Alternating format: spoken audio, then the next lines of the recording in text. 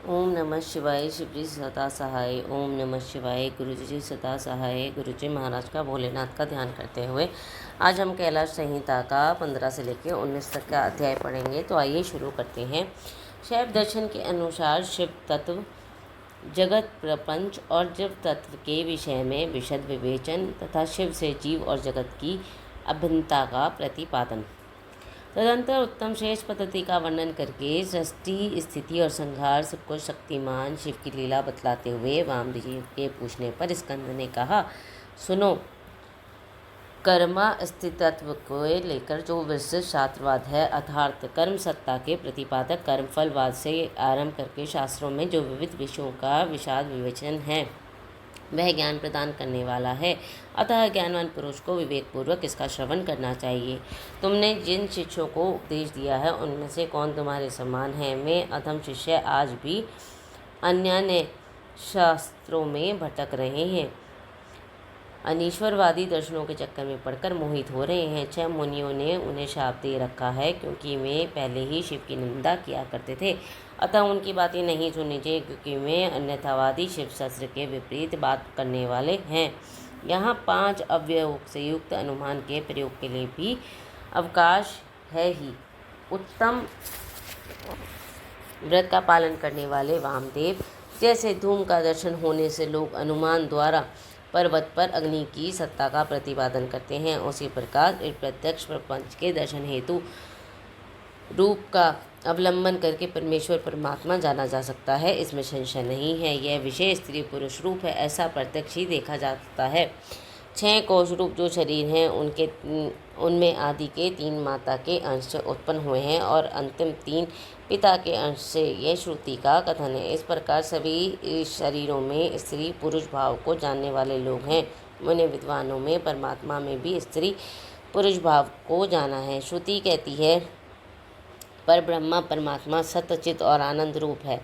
असत प्रपंच को निर्वत करने वाला शब्द ही सदरूप कहा जाता है। चित्त शब्द से जड़ जगत की निर्वृत्ति की जाती है। यद्यपि सत 3 शब्द 3 लिंगों में विद्यमान है, तथापि यहाँ पर ब्रह्मा परमात्मा के अर्थ में पुल्लिंग सत शब्द को ही ग्रहण करना चाहिए। ये सत शब्द प्रकाश का वाचक है। सन प्रकाश, सन शब्द स्पष्ट रूप से प्रकाश का वाचक है। परमात्मा में जो सत्ता या प्रकाश रूपता है वह उसके पुरुष भाव को सूचित करती है। ज्ञान शब्द का पर्यायवाची जो चित्त शब्द है वह स्त्रीलिंग है, अर्थात परमात्मा में चित्ररूपता उसके स्त्री भाव को सूचित करती है। प्रकाश और चित्त ये दोनों जगत के ही कारण भाव प्राप्त हुए हैं। इसी प्रकार सच्चिदानंद आत्मा परमेश्वर भी जब जगत के कारण भाव को प्राप्त होते हैं तब उन्हें एकमात्र परमात्मा में ही शिव भाव और शक्ति भाव का भेद किया जा सकता है। तब तेल और बाती में मलिनता होती है, तब उसके प्रकाश में भी मलिनता आ जाती है। चिता की अग्नि आदि में अशिवता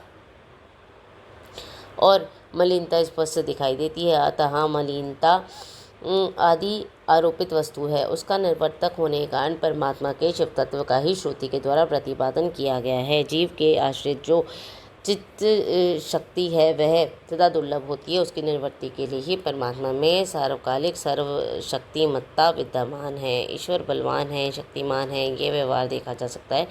महामुनि वामदेव लोक और वेद में भी सदा ही परमात्मा की शिव रूपता और शक्ति रूपता का साक्षात्कार कराया गया है। शिव और शक्ति के संयोग से निरंतर आनंद प्रकट रहता है। अतः मुनि उस आनंद को प्राप्त करने के उद्देश्य से पाप रहित मुनि शिव में मन लगाकर निरामय शिव, परम कल्याण एवं परमानंद को प्राप्त हुए हैं। उपनिषदों में शिव और शक्ति को ही सर्वात्मा एवं ब्रह्मा कहा गया है। ब्रह्म शक्ति ही ब्रह्मिकात्वार्थकता, व्यापकता और सर्वात्मा का ही प्रतिपादन होता है।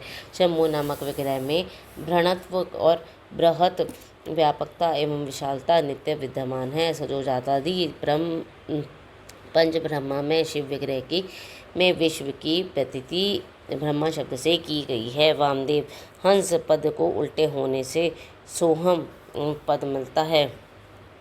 उसमें प्रणव का प्राकट्य कैसे होता है यह तुम्हारे स्नेहवश मैं बता रहा हूँ, सावधान होकर सुनो। सोहम पद में से साकार और हकार नामक व्यंजनों के त्याग देने से स्थूल ओम शब्द बच रहता है, जो परमात्मा का वाचक है। त्वतोदर्शी मुनि कहते हैं उसे महामंत्र रूप जानना चाहिए। उसमें जो सूक्ष्म महामंत्र है उसके उद्धार को मैं तुम्हें बता रहा हूँ। हंस पद में 3 अक्षर ह, अ और स। इन तीनों में जो अ है वह 15वें अनुस्वर और 16वें विसर्ग के साथ है। सकार के साथ जो अ है वह विसर्ग सहित है। वह यदि सकार के साथ ही उठकर हाँ के आदि में चला जाए तो हंस के विपरीत सो अहम यह महामंत्र हो जाएगा। इसमें जो सकार है वह शिव का वाचक है, अर्थात शिव ही सकार के अर्थ माने गए हैं। शक्तात्मक शिव ही इसके महामंत्र के वाच्यार्थ हैं। यह विद्वानों का निर्णय है। गुरु जब शिष्य को इस महामंत्र को उपदेश देते हैं तब सो अहम पद से उसका शाक्तक्य मातक शिव का ही बोध करना अभिष्ट होता है, अर्थात वह यह अनुभव करे कि मैं शक्तियात्मक शिव रूप हूँ। इस प्रकार जब यह महामंत्र जीव परक होता है, अर्थात जीव की शिव रूपता का बोध कराता है, तब पशु शिव अपने को शक्तियात्मक और शिव का अंश जानकर शिव के सहित अपनी एकता सिद्ध हो जाने से शिव की समता का भागी हो जाता है। अब श्रुति के प्रज्ञान ब्रह्म इस वाक्य में जो प्रज्ञानम पद आया है उसके अर्थ को दिखाया जा सकता है। प्रज्ञान शब्द चैतन्य का पर्याय है, इसमें संशय नहीं है। मुने शिव सूत्र में कहा गया है कि चैतन्यम आत्मा, अर्थात आत्मा ब्रह्मा या परमात्मा चैतन्य रूप है। चैतन्य शब्द से यह सूचित होता है कि जिसमें विश्व का संपूर्ण ज्ञान तथा स्वतंत्रता पूर्वक जगत के निर्माण की क्रिया स्वभावत विद्यमान है, उसी को आत्मा या परमात्मा कहा गया है। इस प्रकार मैंने यहाँ शिव सूत्रों की ही व्याख्या की है। ज्ञानम बंधन यह दूसरा शिव सूत्र है। इसमें पशु वर्ग जीव समुदाय का लक्षण बताया गया है। इस सूत्र में आदि पद ज्ञानम के द्वारा किंचित मात्र ज्ञान और क्रिया का हो जाना ही जीव का लक्षण कहा गया है। यह ज्ञान और क्रिया पराशक्ति का प्रथम स्तंभबंधन है। कृष्ण यजुर्वेद की श्वेतलता शतवर शाखा का अध्ययन करने वाले विद्वानों ने स्वाभाविकी ज्ञान बल क्रिया च इस श्रुति के द्वारा इसी पराशक्ति का प्रसन्नतापूर्वक स्तवन किया है। भगवान शंकर की 3 दृष्टियाँ मानी गई हैं, ज्ञान क्रिया और इच्छा रूप। ये तीनों दृष्टियाँ शिव जीवों के मन में स्थित हो इंद्रिय ज्ञानोच्चर देह में प्रवेश करके जीव रूप को सदा जानती और करती हैं। अतः यह दृष्टि त्रय रूप जीव आत्मा महेश्वर का स्वरूप ही है, ऐसा निश्चित सिद्धांत है। अब मैं जगत प्रपंच के साथ ही प्रणव की एकता को बोध कराने वाले प्रपंचार्थ का वर्णन करूँगा। ओमतीत सर्वम तैत्तरीय, अर्थात यह प्रत्यक्ष दिखाई देने वाला समस्त जगत ओंकार है। यह सनातन श्रुति का कथन है। इसमें प्रणव और जगत की एकता सूचित होती है। त्वस्मदा तैत्तिरीय इस वाक्य के आरंभ करके तैत्तिरीय श्रुति ने संसार की सृष्टि का क्रम का वर्णन किया है। वामदेव उस श्रुति का जो विवेकपूर्वक तात्पर्य है उसे मैं तुम्हारे स्नेहवश बता रहा हूँ। सुनो, शिव शक्ति का संयोग ही परमात्मा है। यह ज्ञानी पुरुषों का निश्चय मत है। शिव की जो पराशक्ति है उसमें चित्त शक्ति प्रकट होती है। चित्त शक्ति से आनंद शक्ति का प्रादुर्भाव होता है। आनंद शक्ति से इच्छा शक्ति का उद्भव हुआ है। इच्छा शक्ति से ज्ञान शक्ति और ज्ञान शक्ति से 5वीं क्रिया शक्ति प्रकट हुई है। मुने इन्हीं से निर्वर्ती आदि कलाएं उत्पन्न हुई हैं। चित्त शक्ति से नाद और आनंद शक्ति से बिंदु का प्राकट्य बताया गया है। इच्छा शक्ति से मकार प्रकट हुआ है। ज्ञान शक्ति से 5वां स्वर उकार उत्पन्न हुआ और क्रिया शक्ति से आकार की उत्पत्ति हुई है। मनीश्वर, इस प्रकार मैंने तुम्हें प्रणव की उत्पत्ति बतलाई है। अब ईशान आदि पंच ब्रह्म की उत्पत्ति का वर्णन सुनो। शिव से ईशान उत्पन्न हुए हैं। ईशान से तत्पुरुषों का प्रादुर्भाव हुआ है। तत्पुरुषों से अघोर का, अघोर से वामदेव का और वामदेव से सतोजात का प्राकट्य हुआ है। इस आदि अक्षर प्रणव से मूलभूत 5 स्वर और 33 व्यंजनों के रूप में 48 अक्षरों का प्रादुर्भाव हुआ है। अब कलाओं की उत्पत्ति का क्रम सुनो। ईशान ने शांत्यतीत कला उत्पन्न हुई हैं। तत्पुरुष से शांति कला, अघोर से विद्या कला, वामदेव से प्रतिष्ठा कला और सदोजात से निर्वृत्ति कला की उत्पत्ति हुई है।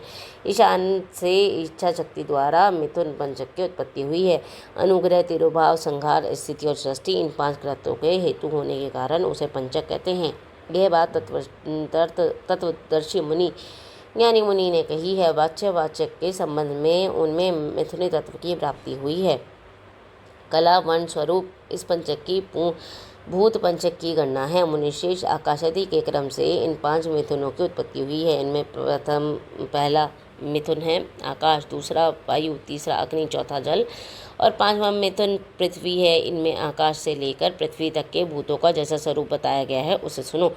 आकाश में एकमात्र शब्द ही गुण है। वायु में शब्द और स्पर्श 2 गुण हैं। अग्नि में शब्द, स्पर्श और रूप इन तीनों गुणों की प्रधानता है। जल में शब्द, स्पर्श, रूप और रस ये 4 गुण माने गए हैं तथा पृथ्वी शब्द, स्पर्श, रूप, रस और गंध इन 5 गुणों से संपन्न है। यही भूतों को व्यापक तत्व कहा गया है। अर्थात शब्दादि गुणों द्वारा आकाशादि भूत वायु आदि परवर्ती भूतों में किस प्रकार व्यापक है यह दिखाई देता है। इसके विपरीत गंधादि गुणों के क्रम से में भूत भूतवर्ती पूर्यवर्ती भूतों से व्याप्त हैं। अर्थात गंध गुण वाली पृथ्वी जल का और रस गुण वाला जल अग्नि का व्याप है इत्यादि रूप से इनकी व्यापकता को समझना चाहिए। 5 भूतों का ही विस्तार प्रपंच कहलाता है। सर्व समष्टि की जो आत्मा है उसी का नाम विराट है और पृथ्वी तत्व से लेकर क्रमशः शिव तत्व जो 2 तत्वों का समुदाय है वह ब्रह्मांड है।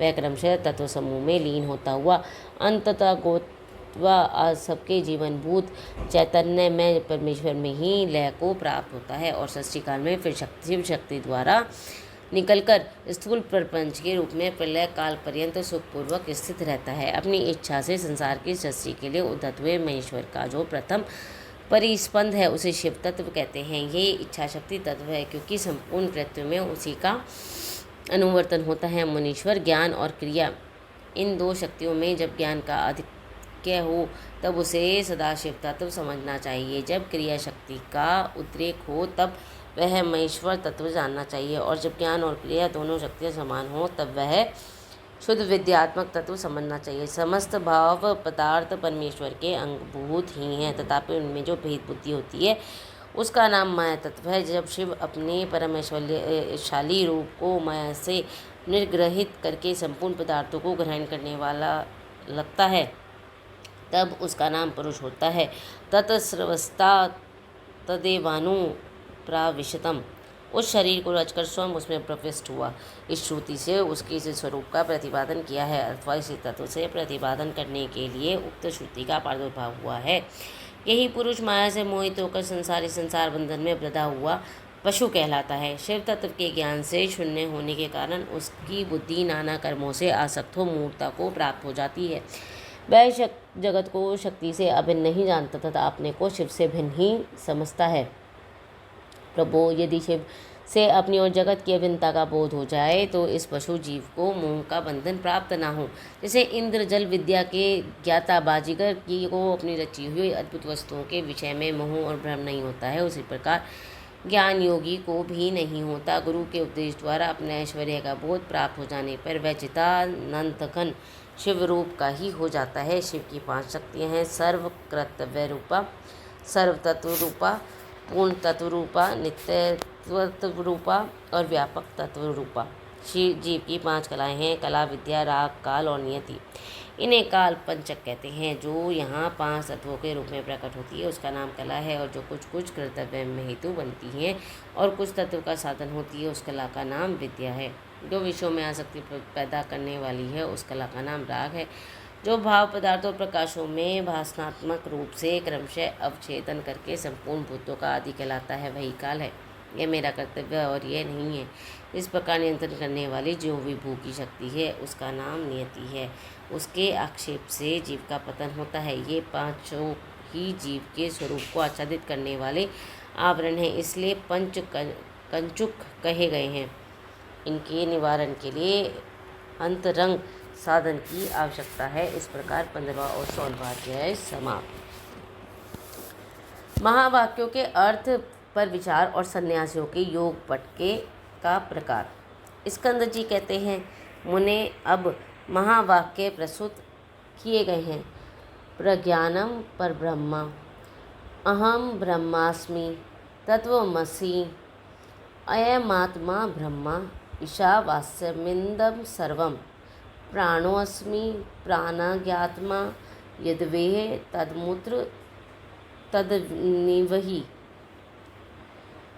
अन्यदेव त्वदीदितो अधिविदिता दधि, एष्त आन्ता अंतर्यात्मृत, स यश्चार्तं पुरुषो यशस्वादित्ये स अहम अस्मि परं ब्रह्मा परात्परम्। वेदशास्त्रां गुणानां तु स्वयमानन्दं लक्षणं, सर्वभूत स्थितं ब्रह्म तदेवाहं न संशयम्। ततस्य प्राणो अहम अस्मि, पृथिव्या प्राणो अहम अस्मि, अपां च प्राणो अहम अस्मि, तेजसंचय प्राणो अहम अस्मि, वायोश्च प्राणो अहम अस्मि, आकाशस्य प्राणो अहम अस्मि, त्रिगुण प्राणो अहम अस्मि, सर्वो अहं सर्वोत्तम को संसारी यह दूतम यच भव्यम यथार्थमानम, सर्वात्कात्म्यां द्वितीयो अहम, सर्वखलचित ब्रह्म, सर्वो अहम विमूतो अहम, यो असो सोहम ह सोहम अस्मि। इन वाक्यों का साधारण अर्थ यूँ समझना चाहिए। ब्रह्मा उत्कृष्ट ज्ञान स्वरूप अथवा चैतन्य स्वरूप है। वह ब्रह्मा मैं हूँ, वह ब्रह्मा तू है, यह आत्मा ब्रह्म है। यह सब ईश्वर से व्याप्त है। मैं प्राण हूँ, प्राण ज्ञान स्वरूप हूँ। जो पर ब्रह्मा यहाँ है वही वहाँ परलोक में भी है, जो वहाँ है वही यहाँ इस लोक में भी है। वह ब्रह्मा विदित ज्ञात वस्तुओं से भिन्न है और अविदित अज्ञान से ऊपर है। वह तुम्हारा आत्मा अंतर्यामी अमृत है। वह जो यह पुरुष है में है और वह जो यह आदित्य में है, एक ही है। मैं परा ब्रह्मा रूप परमात्मा पर ब्रह्मा हूँ। वेदों शास्त्र और गुरुजनों के वचनों से स्वयं ही हृदय में आनंद स्वरूप ब्रह्मा का अनुभव होने लगता है। जो संपूर्ण भूतों में स्थित है वही ब्रह्मा मैं हूँ, इसमें संशय नहीं है। मैं तत्व का प्राण हूँ, पृथ्वी का प्राण हूँ, मैं जल का प्राण हूँ, तेज का प्राण हूँ, वायु का प्राण हूँ, आकाश का प्राण हूँ, मैं त्रिगुण का प्राण हूँ, मैं सब हूँ, सर्वरूप हूँ, संसारी जीवात्मा हूँ। जो भूत वर्तमान और भविष्य हैं वह सब मेरा ही स्वरूप होने के कारण मैं आदित्य पर ब्रह्मा हूँ। यह सब निश्चय ही ब्रह्मा है। मैं सर्वरूप हूँ, मुक्त हूँ। जो वह है वह मैं हूँ और मैं वह हूँ और वह मैं हूँ। इस प्रकार सर्वत्र चिंतन करें। अब इन महावाक्यों का भावार्थ कहते हैं। पर ज्ञानम ब्रह्मा का वाक्यार्थ पहले ही समझाया जा चुका है। अब अहम ब्रह्मास्मि का अर्थ बताया गया है। शक्ति स्वरूप अथवा शक्ति युक्त परमेश्वर अहम पद के अर्थभूत हैं। आकार सब वर्णों से अग्रण्य परम प्रकाश शिव रूप हैं।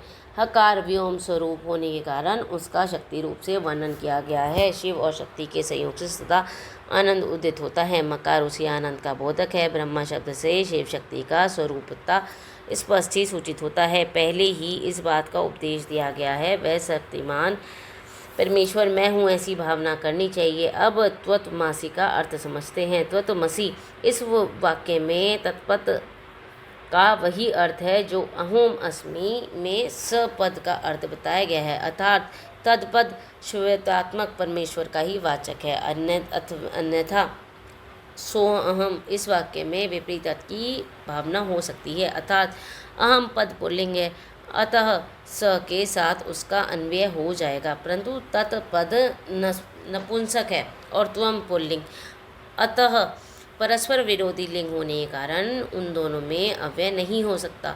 जब दोनों का अर्थ शक्तिमान परमेश्वर होगा तब अर्थ में समान लिंगता होने से अव्यय में अनुपत्ति नहीं होगी। यदि ऐसा ना माना जाए तो स्त्री पुरुष रूप जगत का कारण भी किसी भी प्रकार ही होगा। इसलिए अहम अस्मि स त्वत्वमसि का तत् ये दोनों समानार्थक हैं। इन महावाक्यों के उपदेश से एक ही अर्थ की भावना का विधान है। अब अयम आत्मा ब्रह्मा का अर्थ बताया जाता है। अयमा आत्मा ब्रह्मा, इस वाक्य में अयम और आत्मा ये दोनों पद पुल्लिंग रूप हैं, अतः यहाँ अव्यय में बाधा नहीं है। अयम शक्तिमान परमेश्वर रूप आत्मा ब्रह्मा है, यह इस वाक्य का तात्पर्य है। अब ईशावास्यमिंद सर्वम का भावार्थ बता रहे हैं। परमेश्वर में रक्षणीय होने के कारण ये संपूर्ण जगत उनमें व्याप्त है।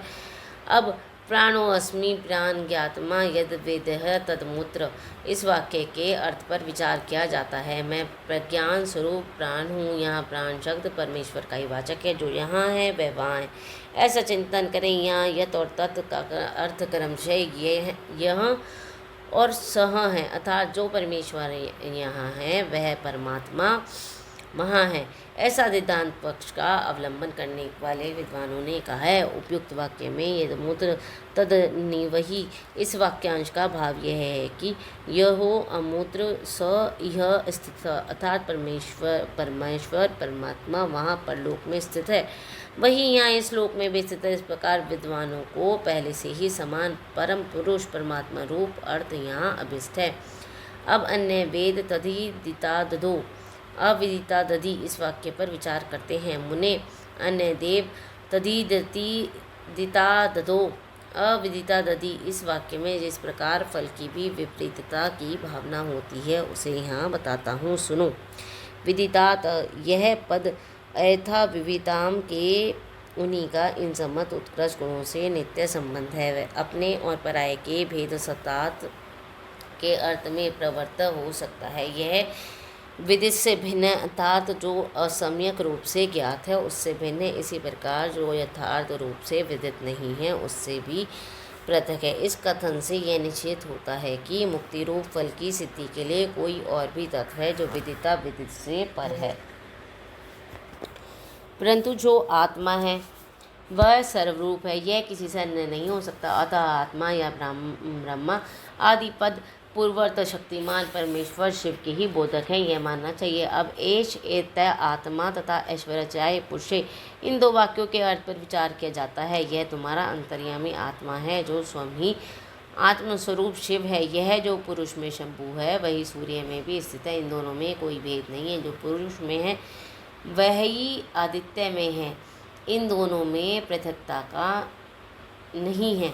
यह तत्व एक ही है, उसी को सर्वरूप कहा गया है। पुरुष और आदित्य इन दोनों उपाधियों से युक्त जो अर्थ किया जाता है वह औपचारिक है।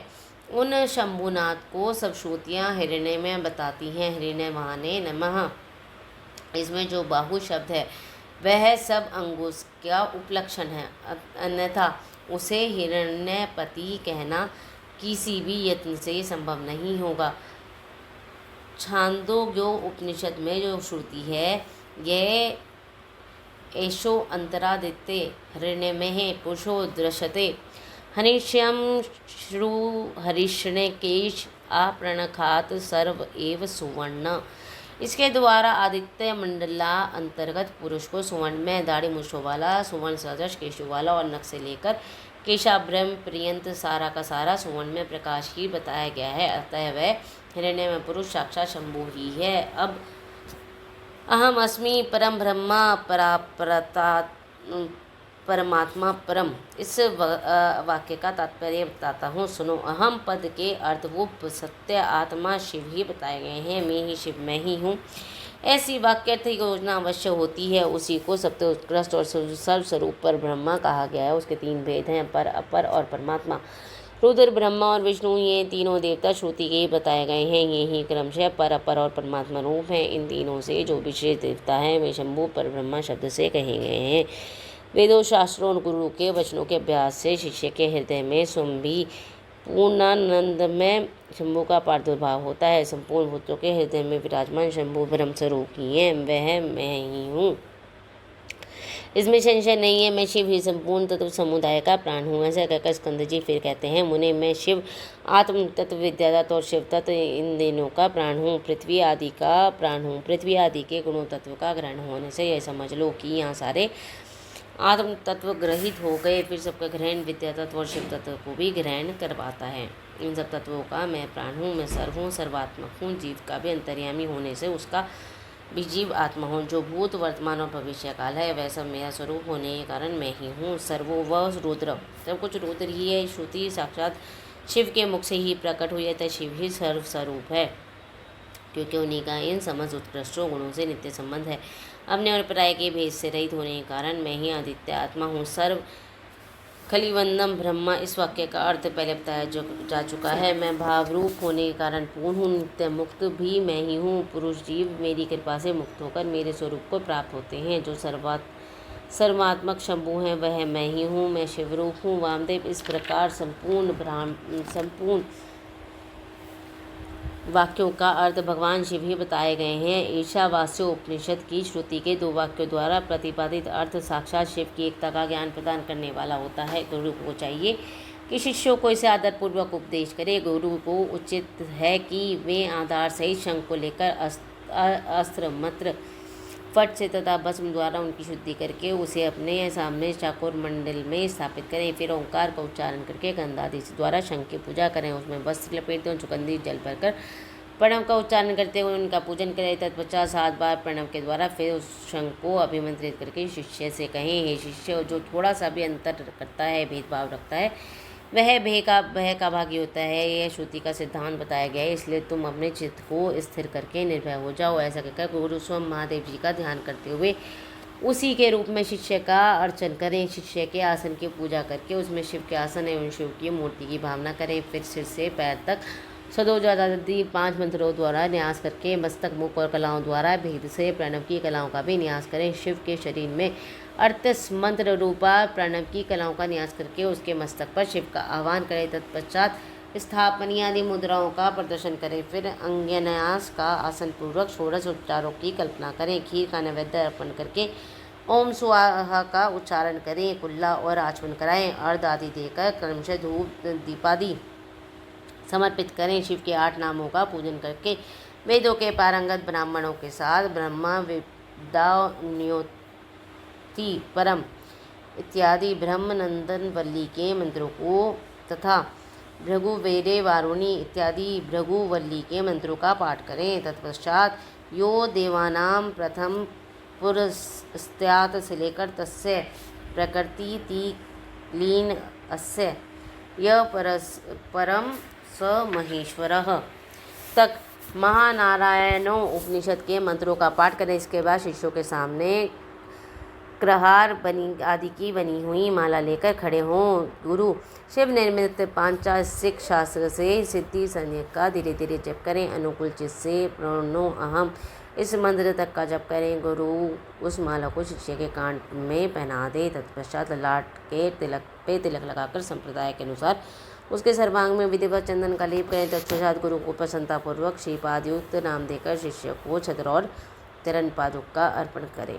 उसे व्याख्यान देने और आवश्यक कर्म आदि के गुणासन ग्रहण करने का अधिकार दें।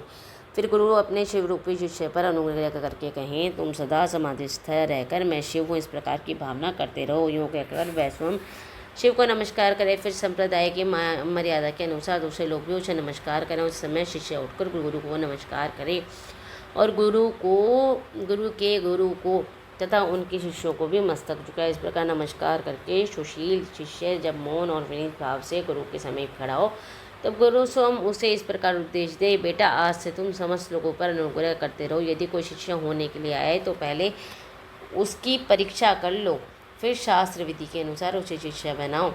राग आदि दोषों का त्याग करके निरंतर शिव का चिंतन करते रहो। शिव संप्रदाय के सिद्ध पुरुषों का संग करो, दूसरों का नहीं। प्राणों पर संकट आ जाए तो भी शिव का पूजन किया करो। शिव का पूजन किए बिना कभी भोजन ना करो। गुरु भक्ति का आश्रय ले सुखी रहो। मुनीश्वर वामदेव, तुम्हारे स्नेहवश अत्यंत गोपनीय होने पर भी मैंने यह योगपट का प्रकार तुम्हें बता दिया। ऐसा कहकर स्कंद ने यतियों पर कृपा करके उनके संन्यास आदि के शोर और स्नान विधि का वर्णन किया है। इस प्रकार 17 से लेकर 19 तक का अध्याय समाप्त। ओम नमः शिवाय। शिव जी सदासाय। ओम नमः शिवाय। गुरु जी सदासाय। शुक्राना गुरु जी महाराज का।